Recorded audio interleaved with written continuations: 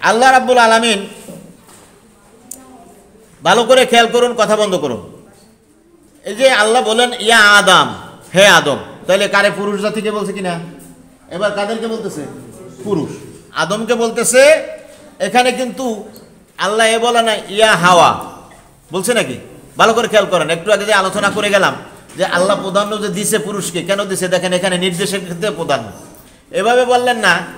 এভাবে সাধারণত কি হয়, একটা নূতন বিবাহ যখন হয় তখন মেয়েকে ইশারা দেয় যে জামাইকে নিয়ে কি কর, বাসর ঘরে যা, হ্যাঁ, অথবা জামাইকে নিয়ে তোমরা অমুক জায়গায় বসো, অমুক রুমে বসো, তোমাদের জন্য খানা আনতেছি। মেয়েকে বলে জামাইকে নিয়ে যাও না। কিন্তু এখানে বলতেছে আল্লাহ বেহেশতে এই যে নূতন জামাই, স্বামী স্ত্রী আদম, ফেরেশতা যাদের বিবাহ পড়াইলো, তারা এখন কোথায় থাকবে, কি করবে? আল্লাহ বললেন যাও তোমরা তোমার স্ত্রীকে নিয়ে চলে যাও। তাইলে এখানে অগ্রাধিকার কে? স্বামী। স্বামী অগ্রাধিকার। কাকে নিয়ে যাইতে বলতেছে? হাওয়ার হাত ধরে নিয়ে যাইতে বলতেছে, বেহেশতের ভিতরে যাও। এখানে গিয়ে তোমরা, এভাবে বলে নাই যে তুমি 2টা ফল খাবে, হাওয়া 1টা ফল খাবে, এরকম বলছে নাকি? কি বলছে? অকুলা মিনহা রাগাদান, যথা ইচ্ছা খেতে মন চায় তথা ইচ্ছা খাও, উভয়ে খাও। তো এই জন্য কতগুলি বিষয় আছে যার কখনো এটা সমান অধিকার, এটা কখনো এখানে কোনো প্রাধান্য নাই কারো। যেমন কোনো ক্ষেত্রে কোনো স্ত্রী স্বামীর থেকে বেশি খানা খেতে পারে, কিন্তু ইসলাম বলে নাই যে না, সে স্বামী যতটুকু খায় এর বেশি খেতে পারবে না, এটা বলে নাই। ওই জন্য বলছে রগাদান, যথা ইচ্ছা। এই জন্য কি করবে বলতেছে যে তার খাদ্য, বস্ত্র, বাসস্থান, চিকিৎসা, শিক্ষা, কয়টা জিনিস আমি বললাম? খাদ্য, বস্ত্র, বাসস্থান, শিক্ষা, চিকিৎসা, এই 5টি বিষয় মহিলা পুরুষ সমান অধিকার। মহিলা এবং পুরুষ সমান অধিকার, সমান এখতিয়ার। এইভাবে মেয়ে, এই জন্য তাকে 5 পর্যন্ত পড়াবো না, কি দরকার, মেয়ে মানুষ আর কি পড়বে, এ কথা ঠিক না। মেয়ে যদি ব্রেনি হয় এবং সে যদি শালীনতা রক্ষা করে, সে যদি উচ্চশিক্ষা নিতে পারে, ইসলাম একে বারণ নিষেধ করে। এরপরে আল্লাহ বলতেছেন ইন্নামান নিসাউ শাকাইকুর রিজাল। এবার পুরুষ যারা, খেয়াল করে শোনেন, আল্লাহ বলতেছেন যে জেনে রাখো মেয়েরা কিন্তু তোমাদের অর্ধাঙ্গিনী। মেয়েরা কি? অর্ধাঙ্গিনী। পুরুষকে আল্লাহ শাসন করতেছেন। আল্লাহ পুরুষকে বলতেছেন তোমরা মেয়েদেরকে অবজ্ঞা করবে না, সে কিন্তু তোমাদের কি? অর্ধাঙ্গিনী, তোমার একটা পার্টস, একটা অংশ। এটা এখানে অর্ধাঙ্গিনী বলতে তাহলে 50-50, এখানে কিন্তু সমান অধিকার এসে গেছে। এখানেও কিন্তু সমান অধিকার মেয়েকে দেওয়া হয়েছে। বলছে মেয়ে কিন্তু শাকাকুর রিজাল, বলতেছে সে তোমার অর্ধাঙ্গিনী, তোমার সঙ্গিনী। আল্লাহ নবী বলেন যে হাদিসখানা আব্দুল্লাহ ইবনে ওমর বর্ণনা করেন, আর দুনিয়া কুল্লুহা মাতা, দুনিয়ার সব কিছুই সম্পদ। ওয়াখায়রুল মাতায়ে দুনিয়া আল মারাতুস সালেহা, মুসলিম শরীফের হাদিসে এই হাদিসখানা আসছে। আল্লাহ নবী বলেন, এবং ভালো করে জেনে রাখো, দুনিয়ার সর্বোত্তম সম্পদ হলো নেককার স্ত্রী, চরিত্রবান স্ত্রী। আপনারা কয়টা স্বর্ণের আংটি পাইছেন শ্বশুরবাড়ির থেকে? এটা কি হাতে ব্যবহার করেন? কারণ আপনার জন্য কি করা হয় নাই? জায়েজই রাখা হয় নাই। অথচ মহিলার জন্য কি করা হয়েছে? স্বর্ণ জায়েজ রাখা হয়েছে। আর এই স্বর্ণর মানকে কেন্দ্র করে বিশ্বের অর্থনীতি কি করা হয়? অর্থনীতির মান নিয়ন্ত্রণ করা হয় কিসের উপর? স্বর্ণের উপর। না ইউরেনিয়ামের উপরে করে নাকি? এখনো কির উপরে? যত আধুনিক হোক না কেন পৃথিবী, এখনো কিন্তু ইউরেনিয়াম বা এই সেই বা কোনো ধাতব পদার্থ আবিষ্কার হয়েছে যেটার খুব মহামূল্য, তা যত মূল্যবানই হোক, এটা কিন্তু অ্যাভেলেবেল না। এটা কি না? অ্যাভেলেবেল না। এবং আর একটা হলো এখানে ইসলামের বিজয়, যে ইসলাম কোরআন হাদিস যে স্বর্ণকে যে মান নির্ধারণের জন্য করছেন, সেই স্বর্ণ এখনও পৃথিবীর কি করতেছে? অর্থনৈতিক মান নিয়ন্ত্রণ করতেছে। আর তাইলে স্বর্ণটা কাদের কাছে? খেয়াল করছে? স্বর্ণ ব্যাংকে আর কয়টা স্বর্ণ আছে, কিন্তু প্রতি বাড়িতে ঘরে ঘরে কি আছে? স্বর্ণ আছে না? তো স্বর্ণটা কাদের কাছে? মহিলাদের কাছে। এখন মহিলাদের কাছে, এবং তাকে আল্লাহ বলছে যে এত বড়ি হইলে সে জাকাত দিতে হবে। তাকে নিষেধ করা হয় না যে 50 বড়ি 100 বড়ি সে রাখতে পারবে না, নিষেধ করা হয়েছে? হয় নাই। তাইলে এই স্বর্ণের খনি সে। এখন এটা এত স্বর্ণ তার কাছে রাখার অধিকার আল্লাহ দিল, স্বর্ণের দাম বেশি না মহিলার দাম বেশি? কার দাম বেশি? এখনো আপনারা মুখ খুলে বলতেছেন না, মনে মনে তো বলেন 50 ভরি স্বর্ণের দাম কত আর আমার বউর দাম কত। আপনার বউর দাম কিন্তু 50 ভরি স্বর্ণের চেয়ে বেশি। বুঝলেন? এত সময় মহিলারা মনে করছে আমাদেরকে খালি হুজুরে সাইজ করতেছে, এখন পুরুষের সাইজকে আমি বেশি ভিতরে ভিতরে হাসে, বুঝলেন, খুব খুশি, বুঝলেন? এখন কারণ কি, এটা সত্য কথা, বানানো কথা না তো। স্বর্ণ কার কাছে? মহিলার কাছে। সে আপনার 5 ভরি ঝুলাইলো কানের মধ্যে, গলার মধ্যে সাজলো, আপনার নয়ন জুড়াবে, আপনি খুশি। তাইলে এখন আসেন, মহিলার চাইতে স্বর্ণের দাম বেশি, স্বর্ণের চাইতেও আপনার দাম বেশি, স্বর্ণের চাইতে মহিলার দাম বেশি, মহিলার চাইতেও আপনার দাম বেশি। ওই যে আগে বলছিলাম যে আপনাকে আল্লাহ প্রাধান্য দিছে, এটা কিন্তু মহিলারা অনুভব করতে পারতেছে না। আপনার দাম যে বেশি এটা অনুভব করতে পারতেছে না। স্বর্ণের চাইতে মহিলার দাম বেশি, মহিলার চাইতে আবার কার দাম বেশি? আপনার দাম বেশি। কারণ এই স্বর্ণ আপনি দিয়েছেন, আর এই স্বর্ণ দিয়া আপনাকে সন্তুষ্ট করতেছে, খুশি করতেছে। এ দেখো, কানের দুল পরে সুন্দর করে হার লাগাইয়া, একটু সাইজা পুরা একটু চোখে বুড়ুতে একটু কাজল টাজল লাগাইয়া যখন সাইজা পুরা সামনে আসতেছে, তখন আপনি বলতেছেন হ্যাঁ একেবারে সেই প্রথমের মতো তোমারে লাগ না, গাল গোল থুবড়ে গেছে। এটি বলেন, এটা বলা নিষেধ, পরিষ্কার হাদিসে নিষেধ আছে যে পাক করতেছে, সে ভুল করছে, লবণ দেয় নাই বা একটু খারাপ হয়েছে, কিন্তু তুমি দোষ বলতে পারবে না। তোমাকে কি করতে হবে? প্রথম ধাপেই বলতে হবে যে কি হয়েছে, মাশাআল্লাহ সুন্দর হয়েছে। না বললে কিন্তু অবস্থা খারাপ, কারণ বাঁকাহারের তৈরি। এই আল্লাহ নবী বলছেন যে এ কোনোদিন তুমি সোজা করতে পারবা না, বাই বাই রাইকা তুমি চলবা, লাঠি ঝুলাই রাখতে পারো, কিন্তু ছাগলের মতো পিটান যাবে না।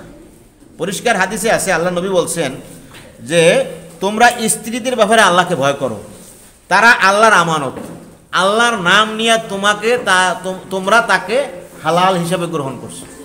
আল্লাহর নাম ছাড়া কি, আল্লাহর নাম ছাড়া, বিবাহ ছাড়া, এই যে কালমা কালাম ছাড়া কি একজন মহিলা পুরুষের জন্য হালাল হয়েছে? সেদিন আল্লাহ বলছে কি তোমরা কিন্তু আমার নাম নিয়ে তাদেরকে কি করছো, তোমাদের স্ত্রী বানাইছো, হালাল করছো। কাজেই তাদের ব্যাপারে তোমরা সাবধান থাকো। তুমি যেটা খাবে তাকে সেটা খাওয়াবে, তুমি যেটা পরবে তাকে সেই পোশাক পরাবে, কখনো তার চেহারায় আঘাত করবে না। ভালো করে পুরুষেরা শোনেন, কখনো তাকে, যতই সে কালো থাক, যতই সে তার চেহারা ভেঙে যাক, যতই সে তার শরীর স্বাস্থ্য আগের মতো না থাক, ভেঙে পড়ুক, আল্লাহ নবী বলতেছেন কখনো তুমি স্ত্রীকে কুৎসিত বলবে না, কখনো স্ত্রীকে বলবে না যে তোমাকে খারাপ দেখায় বা তোমাকে ভালো দেখায় না, কখনো বলবে না। একেবারে বিপদ, একবারে স্ট্রাইক করে দেবে, এমন স্ট্রাইক শেষ পর্যন্ত ওই হোটেলের খানা ছাড়া আর কোনো লাইন থাকবে না, বুঝলেন নাই? সে বলবে কি, বলবে যে আমার ভালো লাগে না, কোমর ব্যথা, পা ফেলতে পারে না, হাত লাগতে পারে না, বাস এমন একটা ওজোর তুলে দেবে, 3 দিন ধরে খালি আপনি হোটেলে খাইয়ে পারবেন। এই এমন এক জাতি, নবী বলছে বাঁকাহারের তৈরি, বুঝলেন নাই? এমন মাইট দিবে আপনারে, কলে মাইট দিয়ে দেবে। এই জন্য সাবধান, একেবারে একটু খারাপ রানলেও কি বলতে হবে, মাশাল্লাহ মাশাল্লাহ ভালো। পরে খাইয়া টাইয়া পরে বলবেন যে আজকে তো তুমি মনে হয় লবণ দিতে ভুলে গেছিলা। হ্যাঁ, প্রথম দাফেই যদি আয়সা বলেন তাহলে অবস্থা খারাপ আছে। হ্যাঁ, এজন্য নবী বলছেন, আর খবরদার কখনো তোমরা তাদেরকে বৃত্তের মতো পিটাবে না। কখনো স্বামীদেরকে বলতেছে, কখনো স্ত্রীদেরকে তোমরা বৃত্তের মতো, মানে কর্মচারী কাজের লোকদের মতো তোমরা পিটান শুরু করবে না। তোমার কি লজ্জা হয় না যে এই স্ত্রীর কাছে তুমি আবার রাত্রে ঘুমাবে? বুখারী শরীফের হাদিস, নবী বলতেছেন যে তোমার কি লজ্জা হয় না, দিনে তুমি তাকে বৃত্তের মতো পিটাবে আর রাত্রে আবার এই স্ত্রীর কাছে ঘুমাবে? তোমার কি লজ্জা হয় না? নবী যে সাবধান করছে যে খবরদার কখনো এভাবে না, শাসন করবে কিন্তু তাও আবার গালে মারতে নিষেধ করছে। আর আমরা প্রথম শ্রেণী চটটা কোন জায়গায় মারে দিই? গালে। বরিশালের মানুষের মতো পিটান প্রথম শ্রেণী মাথায় মারে। কোথায় মারে? মাথায় পিটানটা মারা দেয়, একবার সাইফুদ্দিনকে খালি দৌড়ায়। কোথায়? হাসপাতালে দৌড়ায়, হাসপাতাল থেকে ব্যান্ডেজটা করেই কেসটা করে দেয়। ব্যান্ডেজ করার পর পরে দ্বিতীয় কাজটা কি? কেস দিলাইল, আপনারা জুলাই দিল। আর যদি ওর চাইতে আরও জোরালো পিটান যদি পাশার উপরে মারা হইতো তাহলে হাসপাতালেও যাওয়া লাগতো না, কেস কাণ্ড হইতো না। এই জন্য খবরদার, মুখে মারা যাবে না। এখন আসেন, আমাদের দেশে একটা বদ অভ্যাস, বদগুমান, বদ চিন্তাধারা আছে। সেটা হলো কি, যে একটা মহিলার যদি বাচ্চা না হয়, বাচ্চা যদি না হয়, অথবা কি হলো বাচ্চা ঝরে গেল, বাচ্চা মারা গেল, তখন গ্রামের একটা পরিবেশ কি আছে, কয় ওর চলাফেরা ভালো না, গভীর রাইতে বাইরে হয়েছিল তো ওই বাতাস লাগছে, কি এগুলি চালু আছে কিনা বলে? হ্যাঁ, কয় চলাফেরা ভালো না, যে লাভ কাপ দিছে ওই জোরে পড়ে গেছে, এই ধরনের কথা চালু আছে সমাজে। দোষারোপটা কারে করা হয়? মহিলাকে। আবার কি বলে, বিশেষ করে বেশিরভাগ শাশুড়িরা বা আশেপাশের মহিলা যারা, তারা কি বলে যে এই মেয়েটারে আনছো, আনার পরের থেকে কপাল পোড়া, কপালটা ভালো না। মহিলার কি বলে দোষারোপ কারে করে? মহিলাকে করে, মেয়েকে করে, যে এ কপাল ভালো না, এ আসার পর হইতে বিপদ এই কাটে না, এই সমস্যা একেবারে ধ্বংস হয়ে গেলাম, নাউজুবিল্লাহ। এটা সম্পূর্ণ ইসলাম বিপরীত কথা। কোরআনে কি বলতেছে সেটা আমি এখানেই আমি বলবো। আমরা যে ব্যাপারে তাদেরকে দোষারোপ করি, সন্তান ইব্রাহিম নবী পর্যন্ত তার 104 বছর বয়সে সন্তান হয়েছে। একজন নবী হওয়ার পর 104 বছর বয়সে তার সন্তান হয়েছে। তাই এরকম যে আপনাকে 15 বছর পরে আল্লাহ সন্তান দেবে না, 15 বছর পরে যে হতে পারে, এটা আল্লাহর নির্ধারণ, এটা আপনার মহিলার দোষ না। আর এখন যে পরীক্ষা নিরীক্ষা বের হয়েছে, অধিকাংশ ক্ষেত্রে মহিলাদের দোষ কম পাওয়া যায়। মহিলাদের দোষের মধ্যে একটা দোষই পাওয়া যায় কি, তাদের মাসিক ক্লিয়ার হয় না। হ্যাঁ, এটা একটা অসুস্থতা, এটা চিকিৎসা করলে ভালো হয়। এটার কোনো কারণবশত হতে পারে যে এটা কি হয়, এটা নিয়মতান্ত্রিকভাবে যদি হয় তখন এইটাকে বলে, ওই যে প্রথম রেহেম দিয়ে আমি শুরু করলাম, এই বাচ্চাদানি, অর্থাৎ এটা প্রস্তুত হয়, জমি যেভাবে প্রস্তুত করা হয় ফসল লাগাবার জন্য সাজানো হয়, হ্যাঁ জমি সাজানো হয়েছে, ওরকম প্রতিটা মাসিকের পরে একজন মহিলার জরায়ু বা তার বাচ্চাদানি, যেটা রেহেম বলা হয়, এটা সাজানো প্রস্তুত হয়ে যায়। এখানে এখন বাচ্চা ধরনের পরিবেশ ক্ষমতা সৃষ্টি হয়ে যায়। তো এজন্য চিকিৎসা করলে এই জাতীয় ত্রুটি বিচ্যুতি থাকে না। এখন আসেন, সন্তান কেন ঝরে যায়? সন্তান ঝরে যাওয়ার সাথে সাথে মহিলাকে দায়ী করা হয়, মহিলাকে দোষারোপ করা হয়। এ ব্যাপারে পরিষ্কার ফতুল কাদির নামক গ্রন্থে আসছে যে হাদিসখানা আব্দুল্লাহ ইবনে মাসুদ রাদিয়াল্লাহু তাআলা আনহু বর্ণনা করছেন যে যখনই কনসেপ্ট করে একজন মহিলা, কনসেপ্ট করার পর আপনার প্রথমে এটা থাকে নুতফা হলো, অর্থাৎ প্রথম স্বামী স্ত্রী মিলিত হওয়ার পর যেই বীর্যটা তার জরায়ুতে প্রবেশ করে সেটার নাম নুতফা। এইটা এখানে 40 দিন থাকার পরে সেটা হয়ে যায় আলাকা কথার অর্থ হচ্ছে লেগে থাকা।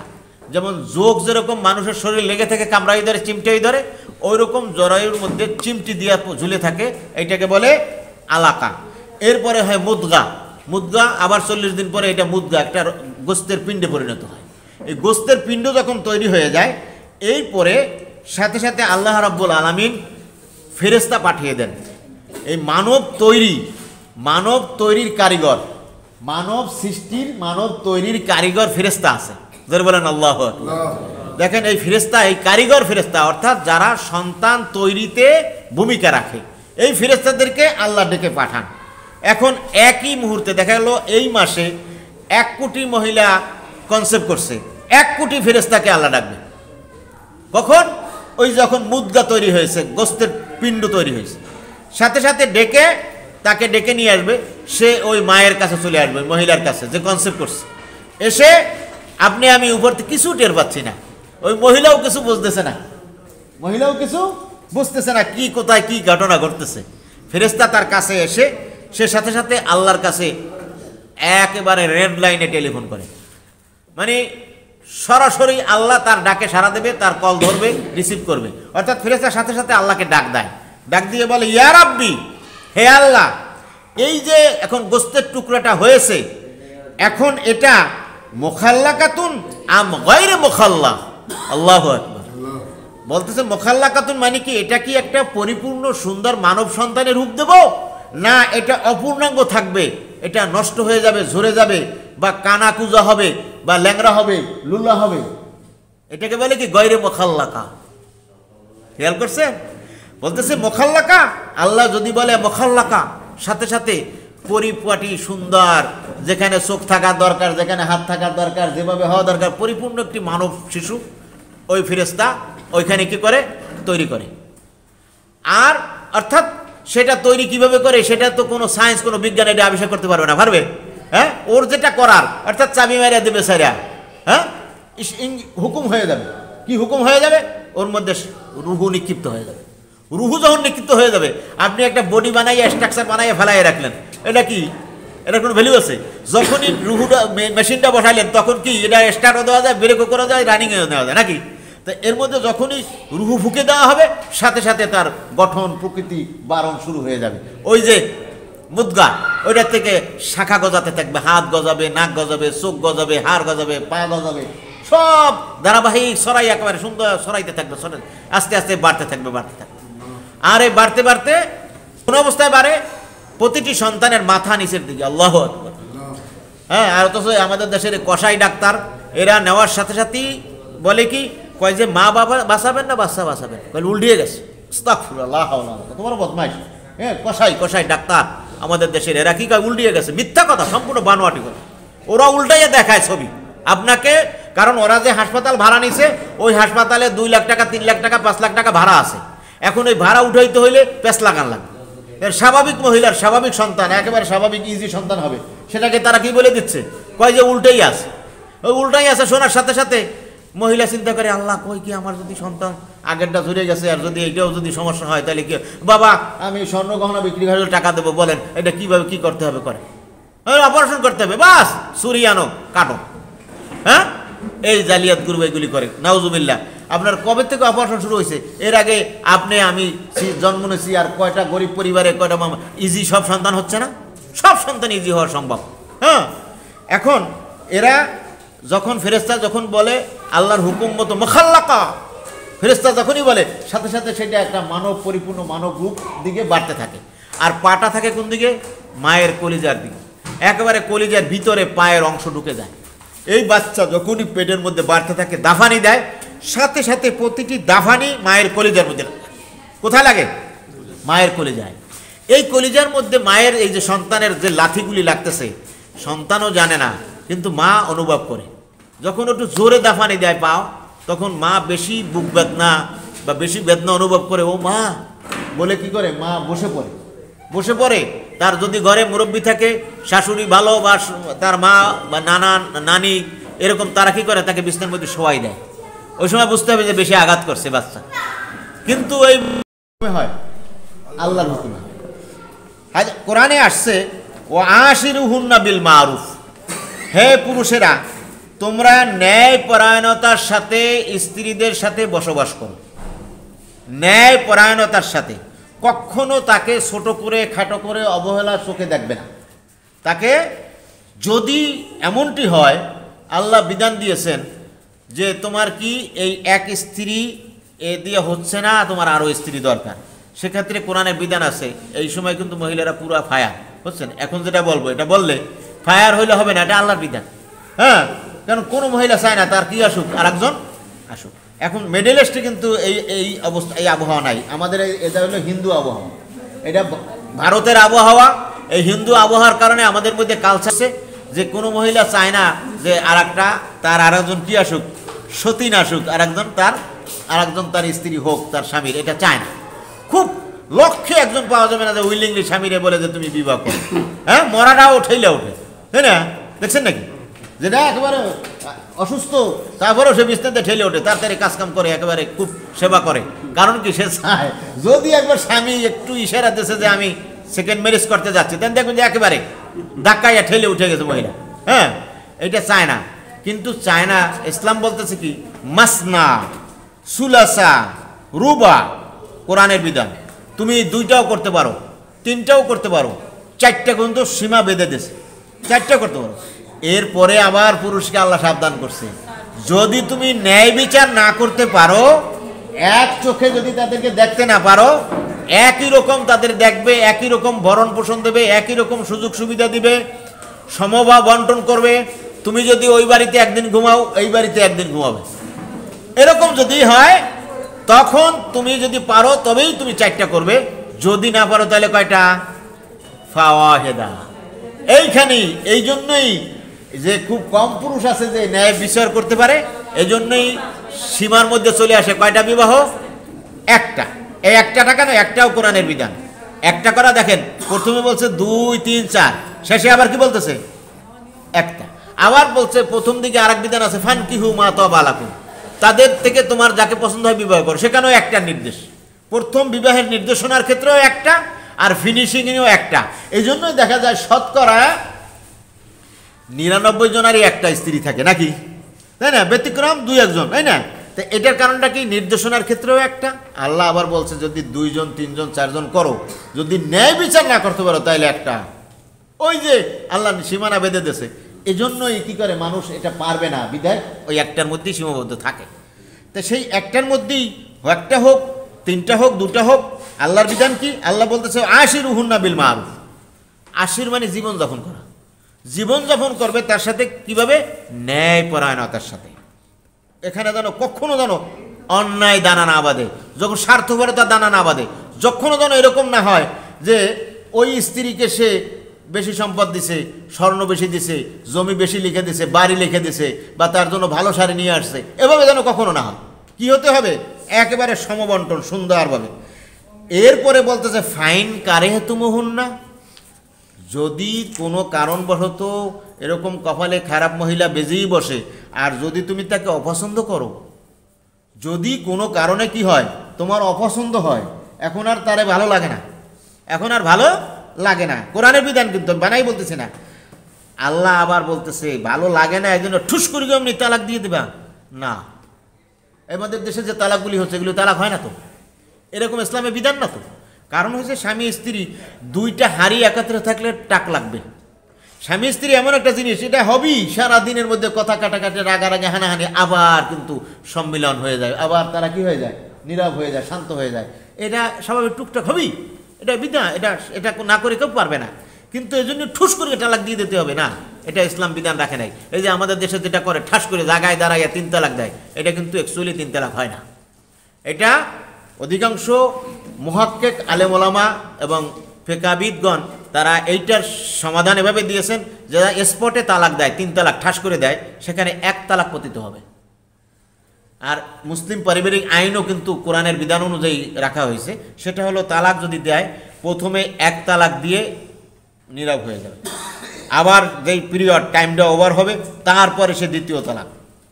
আর 3য় তালাক আর দেওয়া লাগে না, 2য় তালাক দিলেই যদি দিয়ে দেয় তা পরবর্তীতে যদি তাকে আর ফিরিয়ে আনতে গেলে তখনই সমস্যা। আর যদি ফিরিয়ে আনতে চায়, ওই যে বললাম যে 1 তালাক পতিত হয়, ততক্ষণ পর্যন্ত তাকে ফিরিয়ে আনার জন্য আর ওই স্ত্রীকে 2য় বিবাহের জন্য কোনো দরকার হয় না। তাকে ফিরিয়ে এনে তাওবা করে 2 জনকে আবার বিবাহ দৌড়াই দিলে হয়ে গেল সিদ্ধ, কোনো সমস্যা নাই। কিন্তু যদি ওই নিয়ম মাফিক তালাক, যেটা ধাপে ধাপে সময় নিয়ে নিয়ে তালাক, এরকম যদি দেয়, তখন সেই স্ত্রীকে আর এই তওবা করে আর 2য়বার বিবাহ দোহরাইয়া আর ফিরিয়ে আনা সম্ভব না। তখন সেখানে তার বিধান রয়েছে শাস্তিস্বরূপ, স্ত্রীর জন্যও শাস্তি। তোমরা এই যে সময় দেওয়া হলো, 1 তালাক দিয়ে একটা সময় নিয়েছিল, তোমরা কেন এই সময়ের মধ্যে সংশোধন হলে না? তোমরা তখন চিন্তা করলে না যে ছোটো বাচ্চা রেখে তুমিও থাকতে পারবে না, সেও থাকতে পারবে না, বা তুমি কি করবে না, অন্য কোথাও গিয়ে শান্তি পাবে না, এই চিন্তাটা তখন করলে না কেন? এই জন্য উভয়ের জন্য কড়াকড়িভাবে 3 তালাক যদি বিধান মতো দেয়, তখন তার জন্য শাস্তি, তখন ওই মহিলাকে 2য় বিবাহ করতে হবে। যদি সেই স্বামী তাকে যদি না ছাড়ে, তাই আর হলো না। আর যদি সে উইলিংলি ছাড়ে, এরকম না আমাদের দেশে যেটা হচ্ছে, নাউজুবিল্লাহ, কি করে বয়স্ক হিলা বিয়া বলে, নাউজুবিল্লাহ, হিলা বিয়া। হিলাটা নাম আসছে কেন? হিলা বলতে কোনো শব্দ কোরআনে নাই।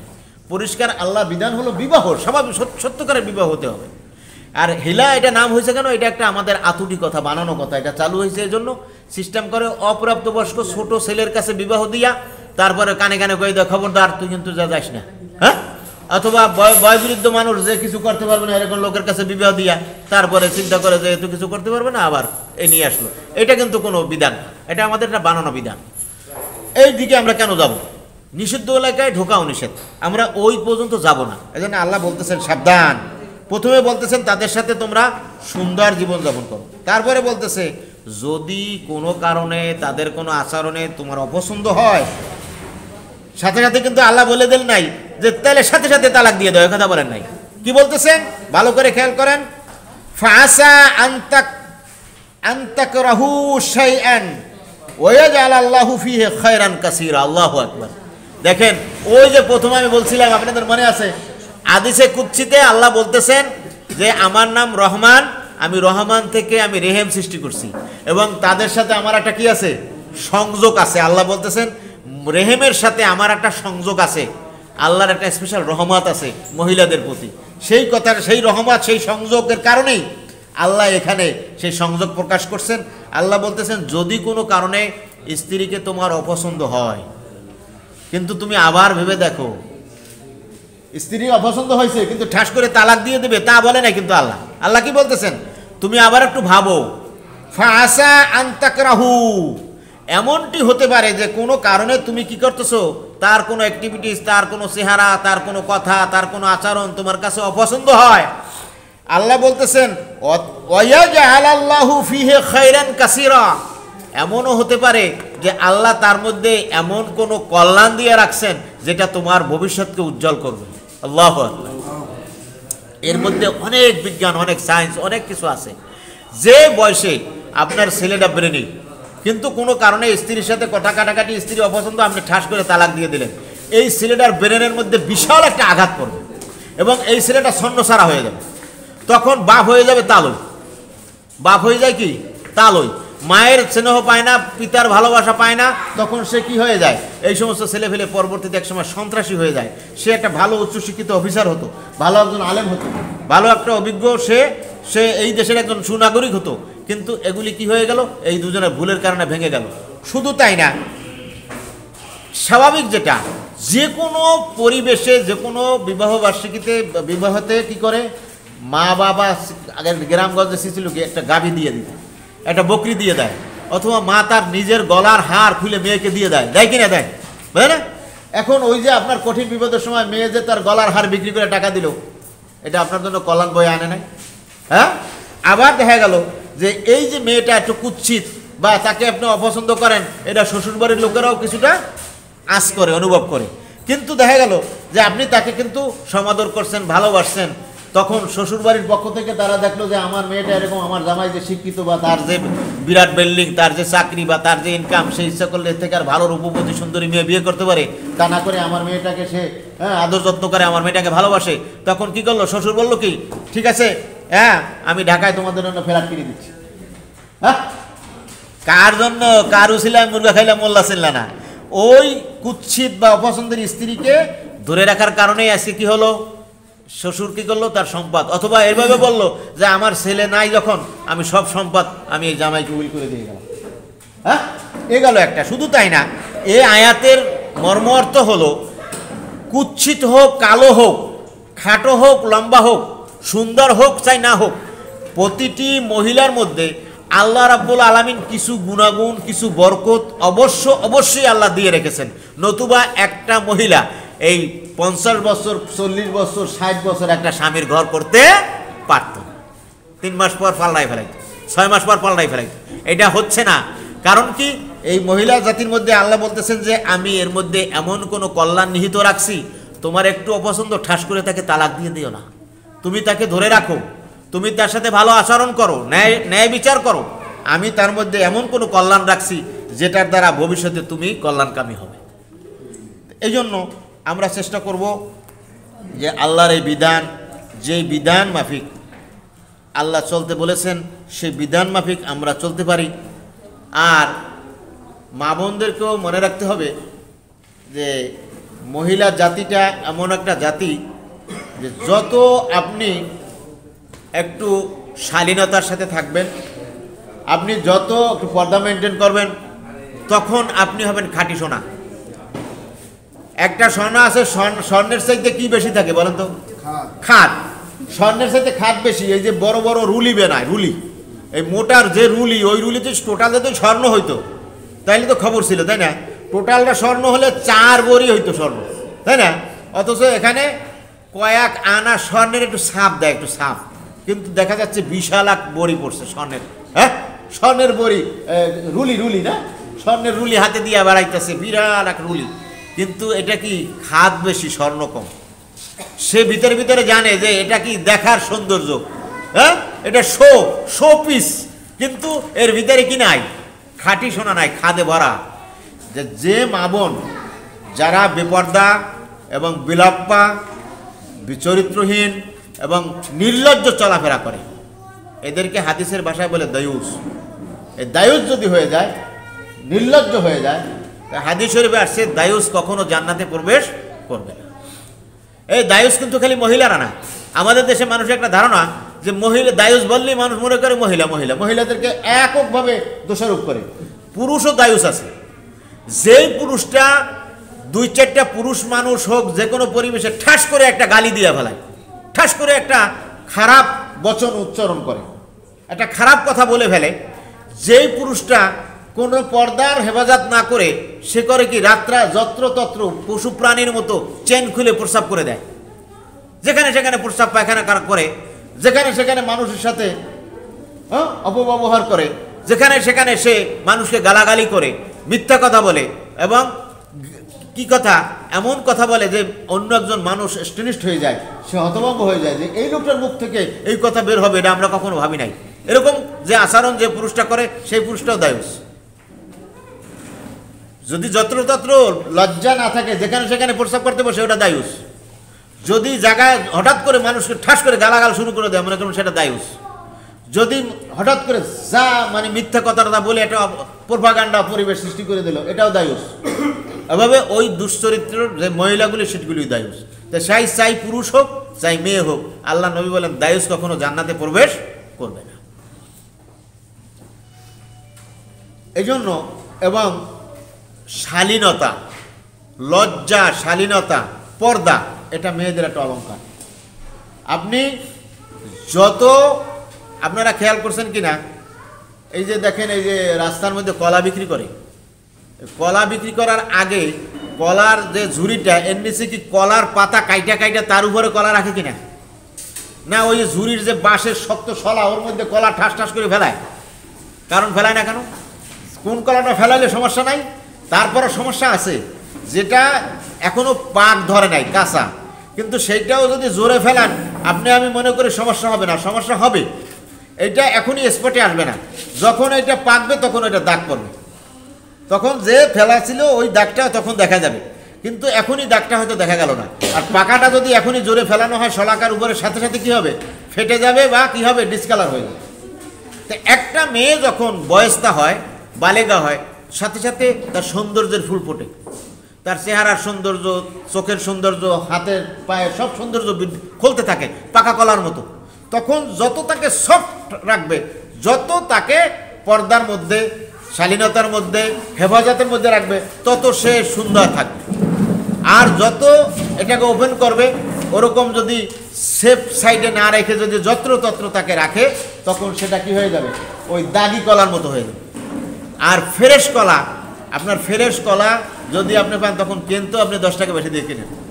আর যেটা দাগি হয়ে গেছে সেটা কিনতে তো চানি না, পরে কি করে কলাওয়ালা ওইটা বিক্রির জন্য আপনার পিছনে পিছনে করে আপনি কেনেন না, পরে বাড়ির দরজা করে। হ্যাঁ, এই জন্য বলছে যে এটা মেয়েদের অলংকার, পর্দা, শালীনতা, ভালো চলাফেরা, চরিত্র, এটা মেয়েদের অলংকার। মেয়ে যদি এই কয়টা জিনিস খালি মেনটেন করে, আল্লাহ তাকে এই গুণাগুণ এবং এই জিনিস দিয়ে সৃষ্টি করছে। কোনো পুরুষ লক্ষে একজন পাওয়া যেতে পারে যে লোক তার মানসিক অবস্থা ঠিক আছে কিনা, যে চিরকুমার, বিয়ে করে না, মহিলা না হইলে তার চলে, এরকম পুরুষ কয়জন পাবেন? একজন পুরুষ আমাকে দেখান তো যে মহিলা ছাড়া সে চরিত্র রক্ষা করতে পারছে। তাই আল্লাহ চরিত্র হেফাজতের জন্য এবং তাদের কাছে শান্তি পাওয়ার জন্য আল্লাহ বলতেছেন লেতাসকুনু ফিহা, আমি এই মহিলাদেরকে সৃষ্টি করেছি এর জন্য যে তোমরা তাদের কাছে শান্তি পাবে। পুরুষকে তাহলে কি দাঁড়ালো?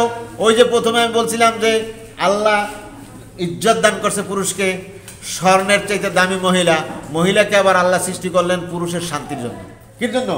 পুরুষের শান্তির জন্য আল্লাহ মহিলাকে সৃষ্টি করলেন। তাহলে পুরুষ কি এখন কি হলো? স্বর্ণের চেয়ে দামি, মহিলার থেকেও কি হলো? দামি। আবার এই মহিলাই সে পারে একটি সুন্দর প্রজন্ম, একটি সুন্দর জাতি উপহার দিতে, একটি চরিত্রবান সন্তান উপহার দিতে, সুন্দর একটি সন্তান, একটা শান্তির সংসার গড়তে, সুন্দর একটি বেহেশতি পরিবেশ সৃষ্টি করতে মহিলা ছাড়া সম্ভব না। মহিলাই এগুলি পারে, এই সৌন্দর্য তারা ফুটাইয়ে তুলতে। আর এই জন্য আপনারা চেষ্টা করবেন প্রতিটি সন্তান, কারণ মা হলো কারিগর, মা হলো কারিগর। আপনি খেয়াল করছেন কিনা, আপনি কয়দিন আপনার ছেলে বা মেয়ের গায়ে হাত তুলছেন, কয়দিন আপনি মারছেন? আমিও তো একজন পুরুষ, আমার জানা মতে 10 বছরের মধ্যে কখনো খুব খেপে টেপে হয়তো 2-1 বার হাত তুললাম, কিন্তু এমন কোনো দিন নাই যে মা বকাঝকা না দেয় আর মা টুকটাক না মারে, এমন কোনো দিন নাই। কি বলেন, ঠিক কিনা? ছেলে হোক বা মেয়ে হোক, মা কিন্তু এমন এক শাসক, সে কিন্তু শাসন করিয়ে যাচ্ছে, করিয়ে যাচ্ছে, করিয়ে যাচ্ছে। এমন কি যখন দুধ পান করে এ সময় শাসন করে, এ সময় কিরকম শাসন করে কইতে পারে? এ সময় কি ঠাস করে মারে নাকি? এ সময় ঠাস করে গায়ে মারে না, এ সময় কলে মারে। এই মেয়েরা কি করে?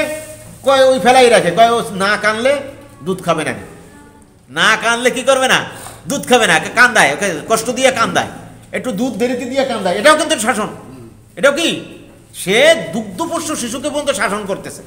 শাসন করে করে করে করে তারপরে আবার এই ছেলে মেয়ে এত মারা মারলো মার, এমন কোনো দিন নাই বকা জকা আর মাইন না দেছে, এমন কোনো দিন নাই। তারপরেও আপনার কথা যত মনে না করে এবং কোথাও গেলে কার কাছে বলে যায়? কার কাছে? মায়ের কাছে। কোথাও বিদেশে আছে, দূরে আছে, ফোনটা আগে কারে দেয়? মারে দেয় না আব্বারে দেয়? কারে দেয়? মারে দেয়। ওই মায় কিন্তু মারতো, ওই মায় কিন্তু শাসন করতো, কিন্তু তারপরও ফোনটা কাকে দেয়? মারতে দেয়। এই জন্য আল্লাহ নবী পরিষ্কার বলছেন, এক সাহাবী এসে প্রশ্ন করতেছেন, হে আল্লাহ রসুল, সবচেয়ে উত্তম ব্যবহার কে পাবে আমার কাছে? নবী 3 বার বললেন তোমার মা। তারপরে 4র্থবার বললেন, আবার প্রশ্ন করছে, আমার কাছে সর্বোত্তম ব্যবহার কে পাবে? এরপরে নবী বললেন তোমার বাবা। তা মা বাবা উভয়ই উত্তম ব্যবহার পাবে, কিন্তু 3 বার অগ্রাধিকার কেন দেওয়া হলো? এজন্য যে এটা একটা অবলা নারী। আজকে দেখেন, এই যে যুদ্ধ চলতেছে রাশিয়া ইউক্রেন, হ্যাঁ, আপনি আমি কিছু বুঝতেছি না, টের পাইতেছি না, ওরা টের পাইতেছে। যে মহিলার একমাত্র কর্মক্ষম সন্তান ছিল সেনাবাহিনী, সে মারা গেল। যে মহিলার একমাত্র স্বামী, এখনো সন্তান হয় নাই বা বড় সন্তান নাই, ছেলে মেয়ে নাই, এই স্বামী যুদ্ধে মারা গেছে, এই মহিলা অনুভব করতেছে, সে টের পাইতেছে যে অবস্থাটা কি। হ্যাঁ, এই জন্য আল্লাহ এই জন্য বিধান রাখছেন যে এই মা জাতির প্রতি বেশি শ্রদ্ধা এবং তাদের প্রতি বেশি ভালোবাসা রাখার জন্য সন্তানের। এবং এও আসছে যে হাদিস শরীফে আসছে, সন্তান পিতামাতার উপার্জন। সন্তান যেমন কোনো পিতামাতা কি করছে, এই খরচের বাজারে ঢাকা শহর ভাড়া থেকে সে 1 কাঠা জমিও কিনতে পারে নাই, আর 2-1 লাখ টাকা ব্যাংকেও জমা করতে পারে নাই, একেবারে নুন আনতে পান্তা ফুরায় কষ্ট করে ছেলেটাকে কি করছে, মানুষ করছে, শিক্ষিত করছে, যতটুকু সে পারছে শিক্ষিত করছে। এখন এইটাই কিন্তু এই পিতামাতার উপার্জন, এটাই তার কামাই। তো এই যে পিতামাতার জন্য এই যে কামাই করলো তারা, তার কিন্তু কোনো ফ্ল্যাট বাড়িও নাই, 1 কাঠা জমিও নাই, কোনো টাকাও জমা নাই। এখন কি আছে? সন্তান। এখন এই সন্তান যদি এই পিতামাতাকে যদি ফেলে রাখে, তখন এটা কেমন লাগবে? এই জন্য যদি বাইসেন্স এরকম, আল্লাহ মাফ করুক, এরকম কোনো সন্তান হয়, এরকম কোনো সন্তান যদি হয় যে কোনো কারণে খারাপ সংস্রবে, খারাপ পরিবেশে, খারাপ বন্ধু বান্ধবের সাথে চলার কারণে, অথবা কোনো খারাপ পরিবেশের মেয়ে তার ঘরে আসার কারণে সে চাচ্ছে কি, এই একমাত্র এত কষ্ট করে বহু মহিলা আছে বাসা বাড়িতে কাজ করে, হ্যাঁ, স্বামী কি করছে, 2টা বাচ্চা 1টা বাচ্চা হওয়ার পর তাকে ছেড়ে দিয়েছে। এখন দেখেন, আপনি খেয়াল করেন, কোনো পুরুষ, কয়টা পুরুষ আছে তার সন্তানকে পালতে আছে? পালতেছে কে? মা পালতেছে। মা সেই ঘাড়ে করে কোলে করে, এমনকি এমন মহিলা আমি দেখেছি, আমার কাছে তো হাজি ক্যাম্পে আসে শুক্রবারে, আমি প্রায় বলে দিই, মহিলাদেরকে আমি অগ্রাধিকার দিই, বলি সবার জন্য। তারপরেও দেখা যায় মহিলাদের ব্যাপারে আমার মনটা কাঁদে এই জন্য যে এই মহিলাটার কি নাই, স্বামী নাই, এই মহিলাটার একটা বড় ছেলে নাই, এই মহিলাটা অসুস্থ, তারা কে চিকিৎসা দিবে? এই জন্য আমি জুমায় বলে দেই, বেশ ভালো টাকা পায়। এখন এই সন্তান যদি স্ত্রীর কথা মতো যদি বাইসেন্স মা বাবার গায়ে হাত তুলে, নাউজুবিল্লাহ মিন যালিক। আমি নিজে বাস্তব দেখেছি, আমাদের দেশে একটা লোক, সে কোরআন গাছ যেটা দিয়ে নারকেল কোরায়, কোরআনি কাঠের বড় হইতো আগে, এরকম মারাইখা এরকম কোরআনি ছিল, এখন তো হাত কোরআনি বেরোচ্ছে, ওই সময় হাত কোরআনি ছিল না, ওই দিয়ে মাকে মারছিল। আমি এই গত 1 বছর আগের কথা, আমি গেছি দেশে, যাওয়ার পর ওই লোক দেখি কি একটা হাত একটা পা একেবারে সোজা হয়ে গেছে, এ লাড়তে পারে না, এ ঝুলে গেছে।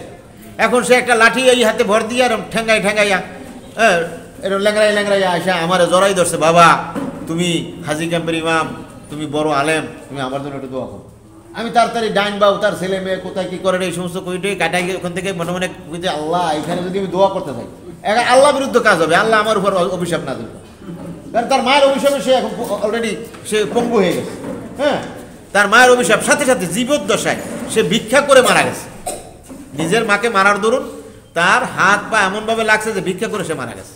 কিন্তু আমার কাছে দোয়া চাইছে, আমি মনে মনে বলছি সাথে সাথে, আস্তাগফিরুল্লাহ, আমি এখানে কোনো দোয়া করতে পারবো না। তারে সাক্ষাতে বলি নাই, কিন্তু কাটাই গেছি, তার মেয়েরা কী করে বা কোথায় কী কী অবস্থা আছে এই সমস্ত বলে আমি আস্তে কাটাই গেছি। আমি তার জন্য হাত তুলি নাই, কারণ আমি জানি এখানে কি চলতেছে, গজব চলতেছে। এবং এটা জেনে রাখবেন কোনো ওলি আল্লাহ, কোনো বড় আলেম ওলামা, এদের দোয়া কবুল হোক না হোক, মা বাবের দোয়া কি হয়, কোনো পর্দা নাই, সাথে সাথে কি হয়ে যায়, কবুল হয়ে যায়। ভালোর ক্ষেত্রেও হয়, মন্দর ক্ষেত্রেও হয়। মা বাপ যদি ছেলে সন্তানের কল্যাণ কামনা করে, ভালো চাইয়া যদি আল্লাহর কাছে দোয়া করে, আপনারা সবাই সবাই শব্দ বন্ধ করুন, ভালো করে খেয়াল করেন। আমি আপনার এক মহিলা, সে তার সন্তানের জন্য দোয়া করছে। সন্তানের জন্য কি দোয়া করছে ভালো করে খেয়াল করেন। মাঝখানে বোধহয় ভিতরে মহিলারা বোধহয় ভিতরে ভিতরে কথা বলতেছে, আপনারা শোনেন। মুসা আলাইহিস সালাম আল্লাহর কাছে একদিন ফরিয়াদ করলো, হে আল্লাহ, আমি বেহেশতে থাকবো, যে আমার সাথে যে লোকটা বেহেশতে যাবে, দুনিয়ার কোন লোক বেহেশতে যাবে, এর যে কোনো একটা লোক আমি দুনিয়ায় দেখতে চাই, যে আমার সাথে কি করবে, বেহেশতে থাকবে। আল্লাহ মুসা আলাইহিস সালামকে বললেন যে ওই বাজারে যাও, বাজারে গিয়া দেখো অমুক কসাই, একজন কসাইয়ের কথা বললেন আল্লাহ, যে অমুক কসাইয়ের কাছে যাও, ওই কসাই তোমার সাথে জান্নাতে থাকবে। মুসা আলাইহিস সালাম চিন্তা করলেন, কসাই আমার সাথে জান্নাতে থাকবে, ঘটনাটা কি? মুসা আলাইহিস সালাম সোজা চলে গেলেন কসাইয়ের কাছে, সারাদিন কসাইয়ের কাছে রইলেন। কসাই গোস্ত বিক্রি করতেছে, কাটতেছে, তো কোনো খারাপ কিছু দেখলেন না, যে মানুষকে ওজনে কম দেওয়া বা খারাপ গোস্ত দেওয়া, এগুলি কিছু না। কিন্তু সারাদিন বেচা কিনা যা করলো, মুসা আলাইহিস সালাম বলতেছেন যে আমি তার মধ্যে যা দেখলাম তাতে সে আমার সাথে জান্নাতে থাকতে পারে এমন কোনো কিছু দেখি না। তারপরেও আমার সন্দেহ যে ব্যাপার কি, এই কসাই আমার সাথে জান্নাতে যাবে, এর একটা রহস্য অবশ্যই আছে, আমি তার পিছু ছাড়বো না। সে তার সাথে সাথে তার বাড়ি গেছে। সে যখন বাড়িতে গেল, বাড়িতে গিয়ে সন্ধ্যা নাগাদ বাড়িতে পৌঁছে গেছে। বাড়িতে পৌঁছেই সাথে সাথে প্রথমেই নিজের হাত মুখ ধুইয়া সে তার মায়ের হাত মুখ ধোয়াইছে। হাত মুখ ধোয়াইয়া পাত্রে খাবার নিয়া চামচ দিয়া মায়ের মুখে খাবার তুলে দিতেছে। তা মা যখন খাবার খাইতেছে, খাবার একটা পরিমাণ মতো খাওয়ার পরই মা ওই খাওয়া অবস্থায় দুটা হাত বাড়াইয়া দোয়া করতেছে, হায় আল্লাহ, আমার সন্তানকে তুমি দুনিয়ায় শান্তি দান করো, আর আমার সন্তানকে মুসা আলাইহিস সালামের সাথে জান্নাত দিও। আর স্পটে কে আছে? মুসা ওই স্পটে আছে, মুসা আলাইহিস সালাম ওই স্পটে আছে। আর ওই মাও দোয়া করতেছে, কার সাথে জান্নাত দিও? মুসার সাথে জান্নাত দিও। এই মুসার সাথে জান্নাত দেওয়ার এই দোয়া মুসা আলাইহিস সালাম সাথে সাথে শুনলেন। এরপরে মুসা আলাইহিস সালাম খেয়াল করলেন, সে যে মায়ের খেদমত করে এবং এই মাকে যে মুখে খাবার তুলে দিল, নিজের সন্তানও বাদ দিয়া আগে অগ্রাধিকার কারে দিল? মাকে হাত মুখ ধোয়াইয়া মাকে, কারণ বিরুদ্ধ মা, এদের বিরুদ্ধ মানুষেরও বাচ্চাদের মতো ওরকম ক্ষুধা লাগে, হ্যাঁ, তো এই অগ্রাধিকার দিল আগে নিজের বউ বিটি সন্তানের দিকে না যাইয়া কোন দিয়ে গেল? তার মায়ের দিয়ে গেল, মায়ের সেবা করলো। এটা একটা কারণ আমি দেখতেছি, আমার সাথে সে জান্নাতে যাওয়ার এই একটা আমল দেখতেছি, সে আমার সাথে জান্নাতে যেতে পারে। এই বিশ্বাসটা এখন কার হয়েছে? মুসা আলাইহিস সালাম। এরপরে মুসা আলাইহিস সালাম একটু তাকে জিজ্ঞাসা করলেন, আচ্ছা, আমি আসছি আপনাকে একটু পরীক্ষা করার জন্য, যে আমি আপনার কাছে জানতে চাই, আপনার মা যে এই দোয়া করে, এই দোয়া কি কবুল হয়? তখন সে বলতেছে যে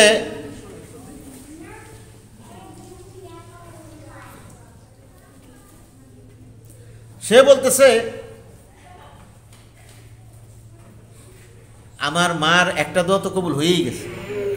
কিরকম, কোন দোয়া কবুল হয়েছে? যে আমার মা যে দোয়া করছে যে আমার যেন আল্লাহ দুনিয়াতে শান্তি দান করে, আমি শান্তিতে আছি, আমার কোনো অভাব নাই, আমি কিতে আছি? শান্তিতে। আমার মায়ের এই দোয়াটা তো কবুল হয়ে গেছে। তবে আর একটা দোয়া কবুল হয়েছে কি হয় নাই, এইটা আমার সন্দেহ আছে, এইটা আমি এখন পর্যন্ত ক্লিয়ার হইনি। বলে সেটা কি? বলে সেটা হলো যে আমার মা দোয়া করছেন আমি যেন মুসা আলাইহিস সালামের সাথে কোথায় যাই? জান্নাতে। মুসা আলাইহিস সালাম এবার হেসে দিয়ে বললেন, হে কসাই, তুমি জানো না আমি সেই মুসা। আল্লাহু আকবার। আমি সেই মুসা। আমি তোমাকে পরীক্ষা করার জন্য আসছি, যে তোমার মা যে দোয়া করছে যে আমার সাথে তুমি জান্নাতে যাও, এটা আল্লাহ কবুল করছে। তুমি দুনিয়ার জীবনে জেনে রাখো, আমি মুসা বলে গেলাম, আমি জানতে চেয়েছিলাম আল্লাহর কাছে, আল্লাহ স্বয়ং আমাকে জানালেন যে তুমি আমার সাথে বেহেশতে থাকবে। আল্লাহু আকবার। এটা একটা হাদিস এবং সহি কথা, যে মুসা আলাইহিস সালাম বাস্তব একটা চিত্র তুলে ধরেছেন, যে কার জন্য? মাকে সেবা করার জন্য, মাকে ভালোবাসার জন্য, মায়ের খেদমত করার জন্য, এবং মায়ের দোয়ার সাথে সাথে কি হয়েছে? আল্লাহর কাছে কবুল হয়েছে। আবার মা বাপের জন্য সন্তান কি করে? মা বাপের জন্য সন্তান কি করে? আপনার এক সন্তান এমন কাজ করছে যা পৃথিবীর আর কোনো সন্তান এ ধরনের কাজ করতে পারে নাই, এরকম কোনো উদাহরণ নাই। সেটা হলো সুলাইমান আলাইহিস সালাম। সুলাইমান আলাইহিস সালাম সারা পৃথিবীর বাদশা ছিলেন। সেই ঘটনার দিকে আমরা যাব না। তার বাপ ছিল দাউদ আলাইহিস সালাম। দাউদ আলাইহিস সালাম 120 বছর বয়সে মারা গেছে। মারা যাওয়ার আগেই সুলাইমান আলাইহিস সালামকে আল্লাহ রাজত্ব দান করছেন এবং সুলাইমানি মুকুট, রাজকীয় মুকুট এবং বেহেশতি আংটি এগুলি সব দান করছেন। এই ক্ষমতা বলে সুলাইমান আলাইহিস সালাম সারা পৃথিবী শাসন করতেন। সারা পৃথিবীর সমস্ত প্রাণী তার অনুগত, বায়ু পর্যন্ত তার কথা শুনত। এখন তার আব্বা যখন মারা গেল, তার আব্বার জানাজা হইল। সুলাইমান আলাইহিস সালাম দেখলেন যে প্রচণ্ড রৌদ্র, একেবারে খরতাপ, শরীর যেন পুড়ে যায়। তাই যারা জানাজায় আসতেছে তাদের বিরাট কষ্ট হইতেছে। সুলাইমান আলাইহিস সালাম সাথে সাথে বললেন, হে পক্ষীকুল, সারা পাখি সমস্ত প্রাণী তার ভাষা বুঝতো এবং তার অনুগত। তিনি করলেন কি দেখেন, বাবার জন্য কি করলেন? বাবার জন্য তিনি এই কাজটা করলেন। ঘোষণা দিলেন, হে পাখিরা, বড় ডানাওয়ালা পাখি যারা আছো সব এসে পড়ো এবং আমার আব্বার জানাজা এবং দাফন পর্যন্ত তোমরা ছায়া দিতে থাকো। আল্লাহু আকবার। সাথে সাথে বড় বড় পাখাওয়ালা পাখি সব এসে পাখায় মিলাইয়া, মদিনা মুনাওয়ারা দেখছেন, ছাতি দেখছেন না, খুললে সব ছাতি কানায় কানায় মিলে ছায়া পড়ে, এরকম সব পাখি পাখায় ডানা মিলাইয়া ওইখানে শূন্য থেকে পাখিরা ছায়া দিতে লাগলো। আর বায়ুকে অর্ডার করলেন, হে বায়ু, নাতিশীতোষ্ণ কোমল শীতলভাবে প্রবাহিত হতে থাকে। আপনি আমি যে এখন এসি আবিষ্কার করছি, হ্যাঁ, এয়ার কন্ডিশন আবিষ্কার করছি, এয়ার কন্ডিশনের বহুত আগে আবিষ্কার করছি। সুলাইমান আলাইহিস সালামের যুগে তিনি এয়ার কন্ডিশন আবিষ্কার করছেন। তিনি বললেন যে, হে বায়ু, তোমরা নাতিশীতোষ্ণ হয়ে আরামদায়ক হয়ে এই যে লোকগুলি আমার বাবার জানাজায় অংশগ্রহণ করছে, কাফন দাফন করতেছে, তাদের মাথার উপর কি করতে থাকো? ছায়া দিতে থাকো। পিতার জন্য তিনি এটা করছেন। তার এই ক্ষমতা ছিল, সমস্ত মাখলুক, সমস্ত পাখি তার কথা শুনতো, মানতো। সেটাকে তিনি কাজে লাগাইছেন কার খেদমতে? নিজের বাবার সম্মানে, বাবার জানাজা, বাবার দাফনে এটা করছেন। আর একটা জিনিস, সন্তান যারা, সবার সন্তান থাকা দরকার ছিল। তোমাদেরকে একটা জিনিস মনে রাখতে হবে যে তোমরা যেমন চাও না যে তোমার আব্বাকে হাত করা পরাইয়া তোমার সামনের থেকে থানায় নিয়ে যাক, এটা কে কে চাও? তোমরা কি চাও? এটা কোনোদিন ভাবও না, তাই না? বরং কি চাও? তো এটা চাও না, এটা দুনিয়ার একটা সাধারণ একটা শাস্তি, সাধারণ অপমান। কিন্তু কালকে কিয়ামতে কোটি কোটি মানুষের সামনে যখন আল্লাহ এই শাস্তিতে নিক্ষেপ করবে, কি জন্য শাস্তিতে নিক্ষেপ করবে? যে তুমি যে সন্তান রেখে আসছো, তোমার সন্তান কি করছে? তোমার রেখে যাওয়া সম্পদ, এই সম্পদ দিয়ে সে খারাপ পথে চলছে, সে নেশা করছে, ঘুষ খেয়েছে, সুদ খেয়েছে, মদ খেয়েছে এবং সে পাপে বিচার করছে, পাপের কাজ করছে। কাজী এজন্য তোমাকে ডিমোশন দেওয়া হবে। কি দেওয়া হলো? ডিমোশন। আবার হাদিস শরীফে আসছে যে হালকা শাস্তি হইতেছে মা বাবার। হঠাৎ করে ফেরেশতারা এসে ওখান থেকে তাদেরকে মুক্ত করে এমন জায়গায় নিয়ে রাখছে যেখানে সুন্দর শান্তি, কোনো শাস্তি নাই, সুন্দর কামরা, সুন্দর বালাখানা, সুন্দর বাগ বাগিচা, সুন্দর পরিবেশ। সাথে সাথে ওই পিতামাতা আল্লাহকে প্রশ্ন করবে, হে আল্লাহ, আমরা যে অবস্থার মধ্যে ছিলাম এখান থেকে আমাদেরকে এই সম্মানিত আপনি কেন করলেন? আমাদেরকে এই জায়গাতে আপনি কেন নিয়ে আসলেন?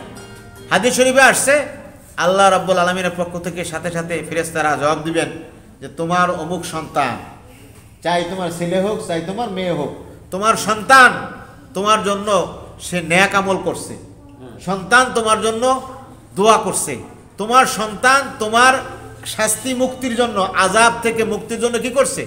দোয়া করছে। কাজেই এজন্য আল্লাহ তোমার আযাব মাফ করে দিচ্ছে। আল্লাহু আকবার, জোরে বলেন আমিন। তোমার সন্তান তোমার আযাব মুক্তির জন্য দোয়া করছে, এজন্য আল্লাহ কি করছে, তোমার আযাব মাফ করে দিয়েছে।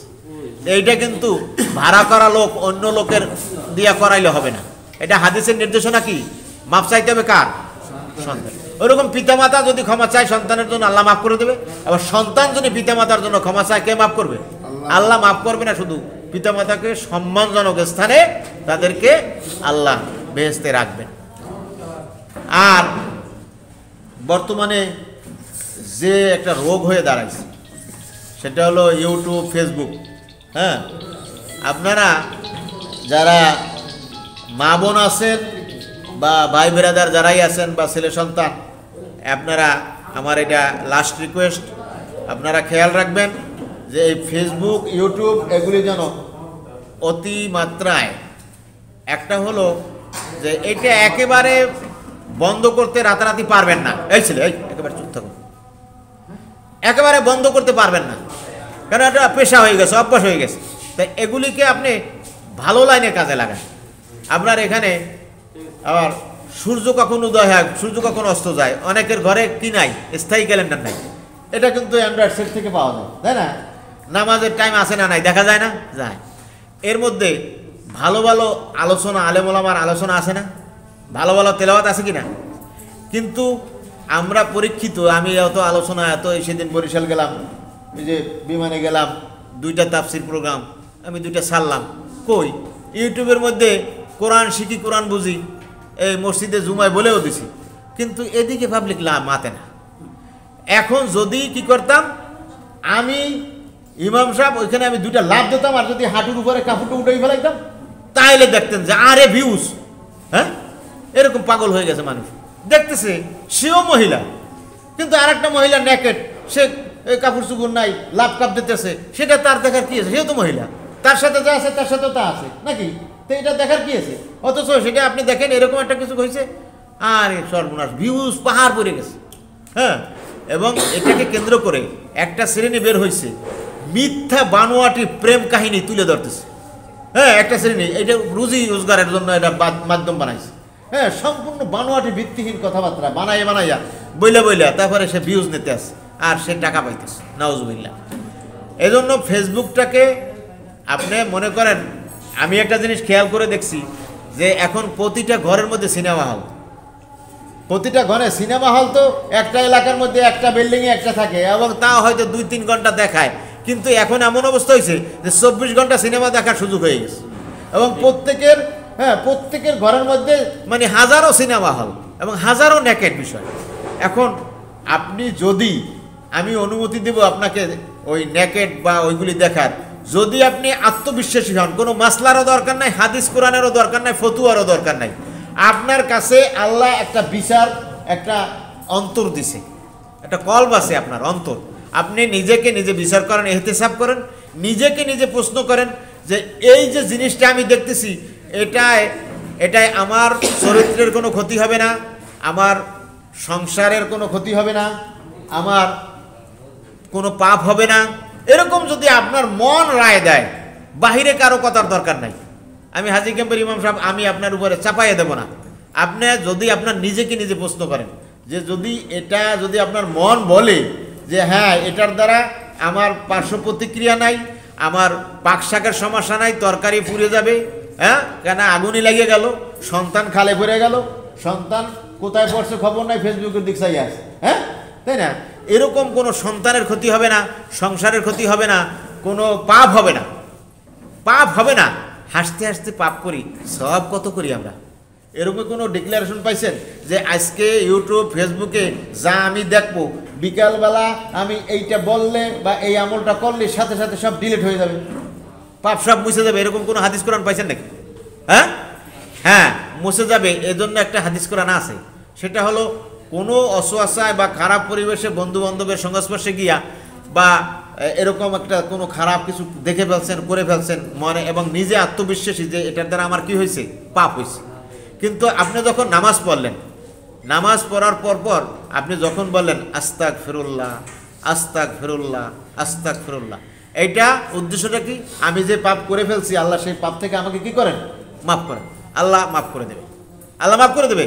কিন্তু এই ভরসা পেয়ে আপনি আবার পরবর্তী টাইমে আবার করতে থাকবেন পাপ, আবার আস্তাগফিরুল্লাহ বলতে থাকবেন, এই বিধান কিন্তু ইসলামে নাই। এই জন্য বলছে তাওবা এবং ইস্তেগফার, তাওবা এবং ইস্তেগফার। তাওবা কোনটা বলতে পারেন? আমরা তো সবাই কমন নাউন হিসেবে নিয়ে নিয়েছি, আমরা মনে করি যে এই ইস্তেগফারকেই আমি বলতেছি তাওবা, না। আর তাওবাকে বলতেছি ইস্তেগফার, না। এই যেটা আস্তাগফিরুল্লাহ, আস্তাগফিরুল্লাহ না, ভাষাটা কি আস্তাগফিরুল্লাহ, আস্তাগফিরুল্লাহ, আস্তাগফিরুল্লাহ এমনভাবে বলাটা, এইটার নাম হলো ইস্তেগফার, মানে ক্ষমা চাওয়া। এটার নাম কি? ইস্তেগফার বা ক্ষমা চাওয়া, আল্লাহ মাফ, আল্লাহর কাছে মাফ চাওয়া। আর তওবা কথার অর্থ হলো ফিরে আসা। তওবা কথার অর্থ হলো ফিরে। তওবা মানে কি? তওবা হলো এভাবে অনুশোচনা করে, এভাবে প্রতিশ্রুতিবদ্ধ হওয়া, চাই কারো সাথে হাতে হাত দিয়ে আপনি শপথ করেন, চাই নিজে নিজের থেকে কি করেন, শপথ করেন। হ্যাঁ, কি বললেন যে আমি আর কখনো এই পাপের কাজ করব না, সেটার নাম কি? এইটার নাম হলো তওবা। ভবিষ্যতে আর করবো না, এটার নাম কি? তওবা। আর যেটা হয়ে গেছে পাপ, এটার জন্য মাফ চাওয়া, এটার নাম কি? ইস্তেগফার, ইস্তেগফার। তাই কাজী যে অভ্যাসটা হয়ে গেছে অনেক, এবং আমরা হাসতে হাসতে এই এমন বিলাপনা, এমন বেহায়া টাইপের কথাবার্তা বলে, এগুলিকে আমরা খুব হাস্যরস হিসেবে নিতেছি। হ্যাঁ, এবং এটাও কিয়ামতের একটা আলামত। নবীজি বলছেন যে এই হাসি তামাশা এবং কৌতুক, কৌতুক পরিষ্কার হাদিসে আছে যে কৌতুকের ব্যাপক সয়লাভ, ব্যাপক সয়লাভ। হ্যাঁ, তো এই কৌতুক, আজকে দেখেন কৌতুক করতে করতে, এই কালকে দেখলাম আমাদের বাংলাদেশের কোন মন্ত্রী, সেও কৌতুক করতেছে, বক্তৃতার মধ্যে হে গান শুরু করে দিয়েছে। হ্যাঁ, সে গান বানাই বানাই গাইতেছে, আর সমস্ত মানুষ সেটা নিয়ে হাসি ঠাট্টা করতেছে, কৌতুক করতেছে। হ্যাঁ, এবার এই কৌতুক হয়ে দাঁড়াইছে, মানুষের কথা, কার্য, কাজ, এগুলো সব কৌতুকে পরিণত হইতেছে। এই কৌতুক, এটা আমরা খুব আমোদ ফুর্তি করি, এটা কিন্তু কিয়ামতের একটা আলামত, এবং এটা কিন্তু খারাপ, এটা খারাপ। এগুলি শুনতে শুনতে হয় কি, একসময় আপনি ভারসাম্য হারিয়ে ফেলবেন। আপনি যে শিক্ষিত মহিলা, একজন চাকরিজীবী লোকের মহিলা, একজন ঢাকায় বসবাসকারী, একটা ফ্ল্যাট বাড়িতে থাকা একজন ভালো ভারসাম্য মহিলা, আপনার ওই কৌতুক মৌতুক, ওই সমস্ত হালকা জিনিস শুনতে শুনতে, দেখতে দেখতে হঠাৎ করে আপনার মধ্যে একটা চরিত্র এসে যাবে। তখন আপনি একটা সম্ভ্রান্ত মহিলা, ভালো একজন ভাবি, ভালো একজন বোন, ভালো একজন মা, ভালো একজনের সাথে কথা বলতে ওরকম চেঙ্গারাফা কথা, হালকা কথা, কৌতুকি কথা আপনি বলে ফেলবেন। তখন একেবারে আপনার সব ওজন শেষ। সাথে সাথে এরা বলবে কি বললো, কি করলো নাকি মহিলা। হ্যাঁ, তাই না? এই জন্য যতটুকু সম্ভব ভালোটা ইউটিউব, ফেসবুক থেকে ভালোটা গ্রহণ করবেন, যেটা, এবং এটা খেয়াল করবেন, এই যে নামাজ, আমাদের ধারণা কি, আমরা এখন নামাজটা পড়ি নাই, আমি কালকে আসরের সময় আজকের আসর পড়ব, আজকের মাগরিব কালকে মাগরিবের সময় পড়ব, এগুলি বর্জন করবেন। একেবারে 1 নাম্বার ইমানদার না হয়ে মারা যাবেন না। 1 নাম্বার ইমানদারের পরিচয় হলো যে আপনার নামাজ কোনো কারণে কাজা হয়েছে, কাজা করার বিধান ইসলামে নাই, কিন্তু কি হয়েছে, ওজোর বশত কোনো কারণে কি হয়েছে, কাজা হয়েছে। নবীজির যুদ্ধে একবার পরপর 3 ওয়াক্ত নামাজ কাজা হয়েছে, এটা খন্দকের যুদ্ধ। হ্যাঁ, এমন মারমুখী আচরণ করছে কাফেররা যে মুসলমানরা নামাজ পড়তে দাঁড়াবার কোনো সুযোগ পায় না। নবীজি সময় পাওয়ার সাথে সাথে পরপর 3 রাকাত 3 ওয়াক্ত নামাজ পরপর তিনি পড়ে নিয়েছেন। কাজে নবীর হাদিস থেকে যে সমাধান, আমি সেই সমাধান নেব না আপনি মুফতির ফতুয়া নেবেন? নবীর কাছ থেকে সমাধান আসলে মুফতির কোনো আমার দরকার নাই, কোনো ফেকার বা মুফতির কোনো সমাধানের আমার দরকার নেই। আমি যেখানে ডাইরেক্ট নবী থেকে সমাধান পাচ্ছি, সেখানে মুফতির কোনো দরকার নাই। এখানে আমার সমাধান পরিষ্কার সমাধান। আমি ফুরসত পেয়েছি, সময় পেয়েছি, পানি পেয়েছি, আমি গাড়িতে ছিলাম, প্লেনে ছিলাম, ব্যস্ত ছিলাম, কর্মব্যস্ত সময় বা আমার স্মরণ ছিল না, এখন আমার মনে হয়েছে, এখন আমার স্মরণ হয়েছে, এখনই সাথে সাথে অজু করে, এখন যদিও ফজরের টাইম না, কিন্তু আমি আমার হারাইছি ফজর, আমি এখনই ফজর পড়ব, আমি হারাইছি জোহর, আমি এখনই জোহর পড়ব। এইটা হলো বিধান, এটা মনে রাখবেন। মা বোনকে আল্লাহ কিন্তু ছাড় দিছে, কিন্তু পুরুষে কিন্তু এত ছাড় দেয় নাই। মা বোনকে ছাড় দিছে, কমপক্ষে এক একজন মা বোন 7 দিন নামাজ পড়ে না, কি বলেন, তাই না?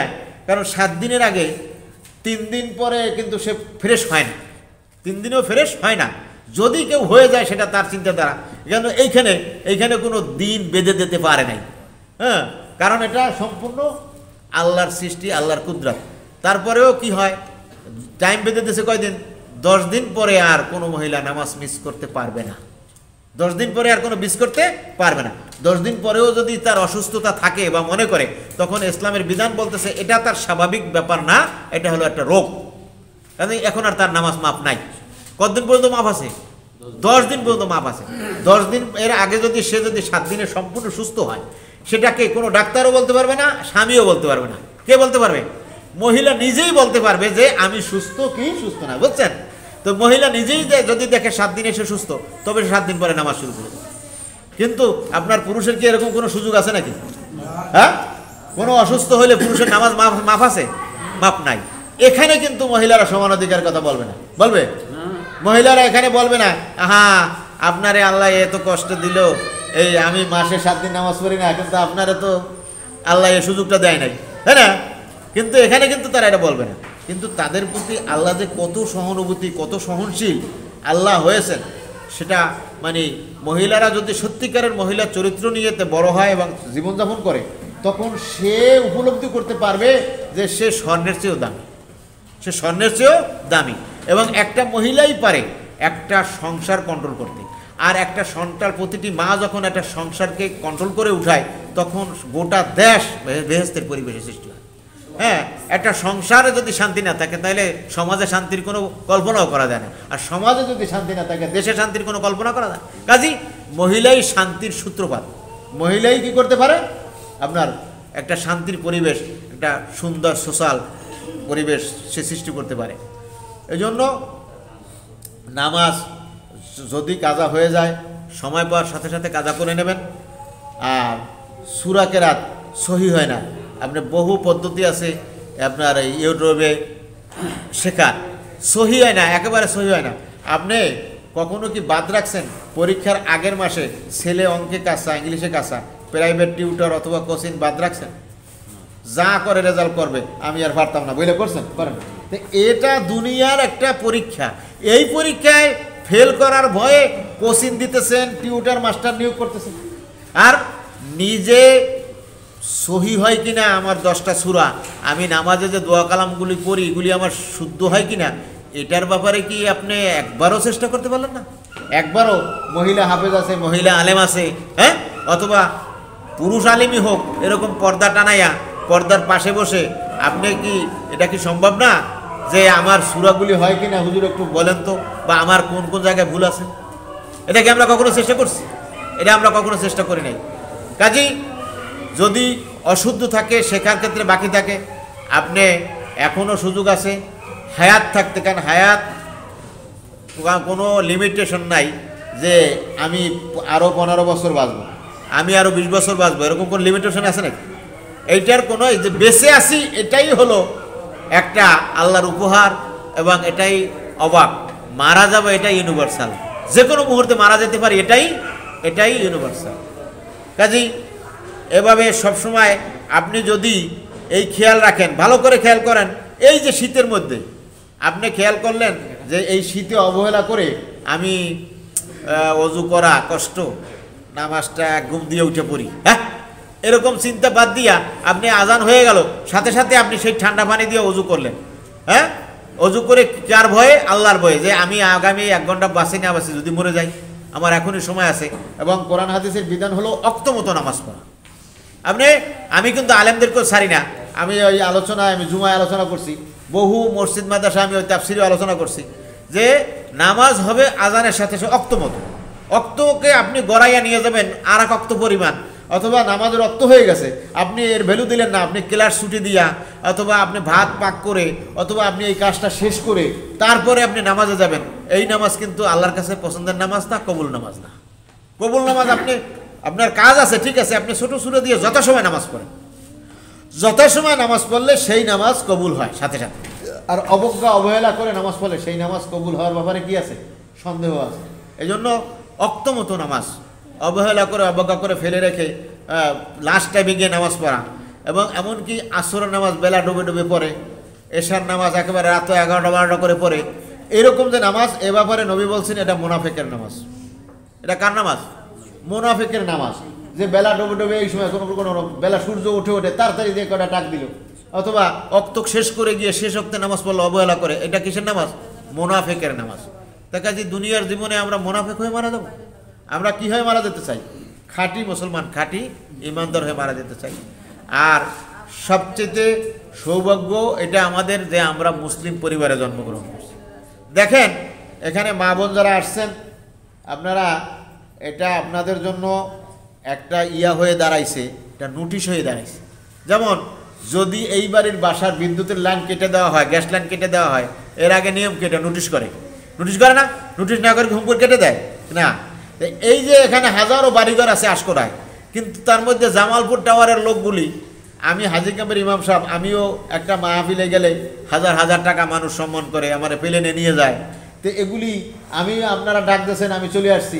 কি জন্য আসছি? আমিও আল্লাহকে ভয় করি যে তারা চাইছে যে তাদের মা বোন ছেলে সন্তান সবাইকে কোরআন হাদিসের কিছু কথা শোনাবার জন্য, আর আমি যদি এটা ওজোর আপত্তি করে বা টাকা সময় না দিই, তা আল্লাহর কাছে আমি দায়ী থাকবো। এজন্য আমি চলে আসছি। দেখেন, আমি হাজী ক্যাম্পে এশার নামাজও জামাতে পড়তে যাইনি, এখানে আমি আসলাম। এটা আপনাদের জন্য একটা ওয়ার্নিং এবং এটা একটা নোটিশ যে আপনাদের স্বামীদেরকে আল্লাহ তাদের জন্য দোয়া করেন যে তারা এটা এরকম একটা পরিবেশ সৃষ্টি করছে কোরআন হাদিসের কিছু আলোচনা, কিছু কথা শোনার জন্য। আর এটা মূলে এই নোটিশটা কিন্তু আল্লাহ দিয়েছে। কে দিয়েছে? আল্লাহই আপনাদের কারো মনের মধ্যে এটা জাগাই দিয়েছে। অথচ বিলের মধ্যে আসা এইখানে জামালপুর টাওয়ারে এই আপনাদের সৌভাগ্য যে আমি হাজী ক্যাম্পের ইমাম সাহেব এখানে এসে আমি সময় দিলাম, আলোচনা করলাম। কিন্তু হাজারো ইমাম আছে, হাজারো মসজিদ আছে, হাজারো মহল্লা, হাজারো বাড়িঘর, বড় বড় টাওয়ার আছে, কই তাদের তো এই সৌভাগ্যটা হলো না। হ্যাঁ, তাই আপনাদের একটা সৌভাগ্য হিসেবে আপনারা এটা নেন এবং ভবিষ্যৎ দিনগুলিতে আরও সুন্দর ভালোভাবে চলার, ভালোভাবে জীবনযাপন করার, ইসলাম অনুযায়ী, শরিয়াত অনুযায়ী, পর্দাপসিদা অনুযায়ী, কোরআন হাদিস অনুযায়ী, এবং স্বামীকে সন্তুষ্ট রেখে। আর স্বামীদেরকেও বলবো আপনারাও স্ত্রীরা যাতে তাদের অধিকার বঞ্চিত না হয় এবং তাদের সাথে আল্লাহর বিধান মতো আপনারা জীবনযাপন করেন। আল্লাহ সবাইকে সেই তৌফিক দান করেন। আমা তৌফিক ইল্লা বিল্লাহ। আসসালামু আলাইকুম ওয়া রাহমাতুল্লাহি ওয়া বারাকাতুহু।